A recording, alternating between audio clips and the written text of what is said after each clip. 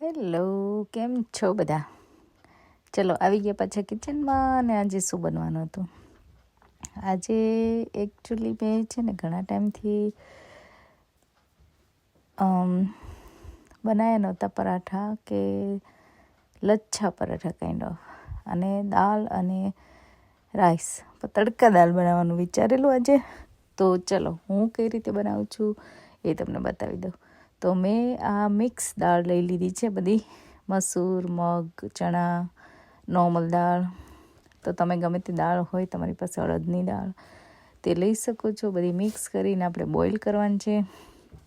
એક બાજુ મેં રાઈસ પણ મૂકી દીધા છે પલાળીને રાઈસ કરવાથી છે ને છૂટા સરસ થાય છે. અને હવે એ ચડે ત્યાં સુધીમાં આપણે ઓનિયન કાપી લઈશું, કેમ કે ઓનિયન લચ્છા પરાઠા બનવાના હતા. તો એના માટે હું શું યુઝ કરું છું, તો ઓનિયન તમારી પાસે જે પણ હોય એ તમે લઈ શકો છો. વ્હાઈટ ઓનિયન, પિંક ઓનિયન, જે પણ હોય. મારી પાસે વ્હાઈટ હતી એટલે મેં વ્હાઈટ લીધી છે. તો આ રીતે એની પતલી પતલી સ્લાઈસ કરવાની છે, એકદમ મસ્ત. અને પછી એમાં આપણે થોડા મસાલાને એવું કરીશું. એટલે થોડા અમે ગ્રીન ચીલી નાખ્યા છે. ટેસ્ટ તમારે સ્પાઇસી કેવો જોઈએ છે, કેમ કે આપણે લાલ મરચું પણ એડ કરવાના છે. પછી મેં થોડી કોથમીર, ધાણા જીરું, હળદર, લાલ મરચું અને ચણાનો લોટ 2 ચમચી જેટલો. ઓફકોર્સ થોડું સોલ્ટ પણ મેં એડ કર્યું હતું. અને બસ બધું સરસ રીતે આવી રીતે હાથથી મિક્સ કરવાનું છે. તમે લેમન જ્યુસ પણ એડ કરી શકો છો. તો હું થોડું લેમન જ્યુસ પણ એડ કરીશ. તો આ રીતે બધું સરસ સાથેથી મિક્સ કરી લેવાનું છે, અનટિલ આવી રીતે સરસ થઈ જાય ને મિક્સ એવી રીતે. તો જો તમને ઓછું વધારે લાગે કંઈ, તો તમે એડ કરી શકો છો. હવે આપણે નોર્મલ જે રોટલીનો લોટ બાંધીએ એ રીતે સોલ્ટ અને ઓઇલ એડ કરીને સરસ બહુ કઠણ એવો લોટ બાંધીશું. અને હવે આપણે થોડી વાર લોટને રેસ્ટ આપ્યો. હવે આપણે બધું સરસ રીતે મિક્સ કરીને જે ફિલિંગ રેડી કર્યું છે એ યુઝ કરીને આપણે લચ્છા પરાઠા બનાવીશું. તો એના માટે મેં 2 અલગ અલગ રોટલી વણી છે. એક રોટલી ઉપર મેં પાથરી લીધું, બીજી એના ઉપર મૂકી અને થોડું વણીને આવી રીતે કટ કરી લીધા અને એને રોલ કરી લીધા. તો આ રીતે કરીને એને મેં વણી લીધો પરાઠા. તો આ પરાઠા વણવામાં થોડું ધ્યાન એ રાખવું પડશે કે તમે ઓનિયનનું જે ફિલિંગ રેડી કરો છો એ કરીને તરત જ પરાઠા બનાવી લેવા. જો થોડી વાર પણ પડ્યું રહે તો એમાંથી પાણી છૂટે છે, અને પાણી છૂટે એટલે પરાઠા વણવામાં થોડી તકલીફ પડે છે.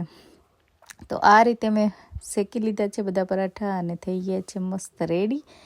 ખરેખર સ્મેલ સરસ આવે છે એકચ્યુઅલી. હવે આપણે મેં કીધું એમ તડકા દાળ બનાવવાની હતી, તો તડકા દાળ બફાઈ ગઈ છે. હવે આપણે એનો વઘાર કરીશું. તેના માટે મેં ટમાટો, onion, garlic, ginger, green chilli, કરી પત્તા બધું લઈ લીધું છે. ઘી અને તેલ મેં મિક્સ લીધું છે. તમારે ચોઈસ પ્રમાણે તમે 1 અથવા તો 2 લઈ શકો છો, અથવા ઘીમાં પણ વઘાર કરી શકો છો. તો તેલ આવે પછી આપણે જીરાથી વઘાર કરીશું. અને આપણે દાળને જે બધું વેજીટેબલ્સ કાપેલા છે એ બધું એડ કરવાનું છે.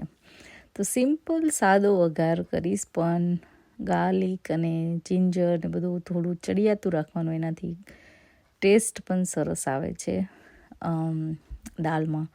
તો આ બધી જ વસ્તુ આપણે મિક્સ કરીને થોડી વાર ચડવા દઈશું. અને બસ થોડા નોર્મલ જે મસાલા આપણે કરતા હોય દાળમાં એ જ કરવાના છે. એનાથી હું કંઈ અલગ કંઈ કરતી નથી. જેટલું તમે સિમ્પલ રાખશો ને એટલું ઉલટાનું સરસ ટેસ્ટ આવે છે તડકા દાળમાં. તો તમે પણ આ રીતે ટ્રાય કરજો.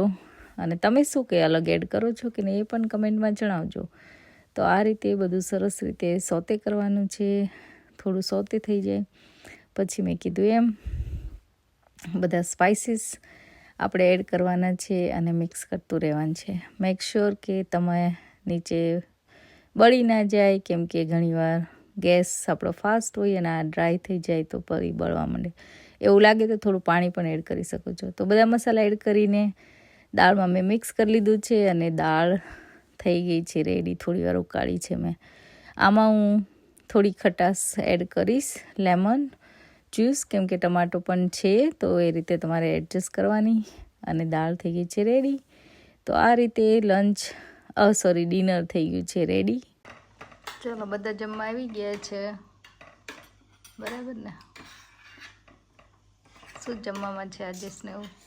Onion stuffed lachha paratha, dal, tadka dal, and jeera rice and વાહ salad. ભાઈ વાહ, ચાત શું ભાઈ તને? Tadka dal rice. તમને ફાઇનલી બની? એટલે બોલો ફાઇનલી બની છે. અને બીજી વસ્તુ કે લચ્છા પરાઠા કેટલા ટાઈમ પછી બનાવ્યા કયો જોઈએ? બહુ ટાઈમ પછી. છેલ્લે એનો બ્લોગ ક્યારે આવ્યો તો મને યાદ જ નથી. લચ્છા આ તો મેં બનાવ્યા જ નથી. ઓનિયન લચ્છા પરાઠા તો પહેલી વાર બનાવ્યા. કેવા લાગે ઈ કયો? તો હવે ખાવા કે ન ખાવા એ તમારે વિચારવાનું. જોઈને તો સારા લાગતા નથી. રૂપાળા લાગે છે. બસ તાર રૂપાળા હોય તો ટેસ્ટમાં રૂપાળા જ હોય. ટેસ્ટી અનટેસ્ટી ખવડાવું તમને એ તો પછી હે સેમ કેવું લાગ્યું પરાઠું તને? હે ને? તો પછી ચલો. તો આજે છે દાળ રાઈસ, તડકા દાળ, હે, અને લચ્છા પરાઠા દહીં સાથે. ચલો બધા જમવા ત્યારે. તો તમે ટ્રાય કરજો લચ્છા પરાઠા અને મને જણાવજો. અને આવી જ નવી રેસીપી માટે જોતા રહો વિદેશમાં વતન.